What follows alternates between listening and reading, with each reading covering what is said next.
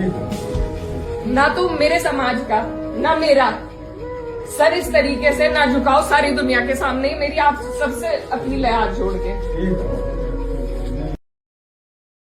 आइए ये वीडियो देखते हैं इकरा हसन जी का, किस तरह ये बेबस होकर लोगों के सामने मिन्नतें कर रही है कि मेरे कौम को मुझे गालियां ना दो, मेरे मजहब के लोगों को यूं बदनाम मत करो। पहले उनको मुल्ली कहा गया, आतंकवादी कहा गया। इसकी सजा सिर्फ इसलिए मिल रही है कि वो मुसलमान है।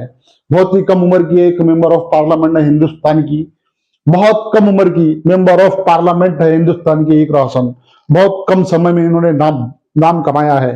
लोगों की पीढ़ियां गुजर जाती है नाम कमाने के लिए, लेकिन इन जिस बेबाक तरीके से ये संसद के अंदर मजलूमों की आवाज उठाती है। पहले मुझे मुल्ली कहा गया, मुझे आतंकवादी कहा गया। मेरा सवाल माननीय पूर्व सांसद जी से है, क्या वो अपने समर्थक का खंडन करेंगे जिनसे वो मुझे गाली दिलवा रहे हैं? क्या उनके घर में बहन बेटी नहीं है? पहले मुझे मुल्ली कहा गया, मुझे आतंकवादी कहा गया, मेरे बाप तक को गाली दी गई, मेरे भाई को कहा गया।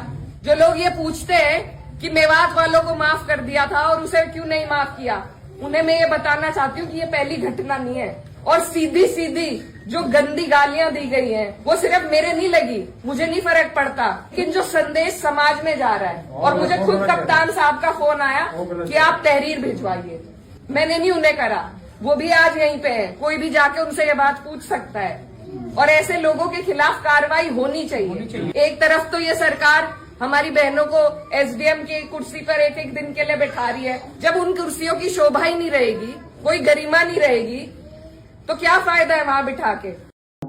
और नारंगी संतरों को समझना चाहिए कि हमारे देश की राजनीति इतनी गिर चुकी है। किसी को मजहब के नाम पर आप गालियां दो, क्या हमारे देश की राजनीति इतनी गिर गई है कि हमारा देश संविधान से नहीं चल रहा है? क्या हमारा देश में किसी को भी कुछ भी बोलने की आजादी मिल गई है? एक लेडीज के खिलाफ, एक वुमन के खिलाफ, एक लड़की के खिलाफ इतना जहर कैसा उगल सकते हैं लोग, सिर्फ इसलिए कि एक मुसलमान है? और मुसलमान और बहुत अच्छे तरीके से जानते हैं कि एक ये सांसद बाद में इनको गालियां दी जा रही है, ट्रोल किया जा रहा है। इकरा हसन के साथ पूरे हिंदुस्तान की दुआएं हैं। इकरा हसन, हम तुम्हारे साथ हैं।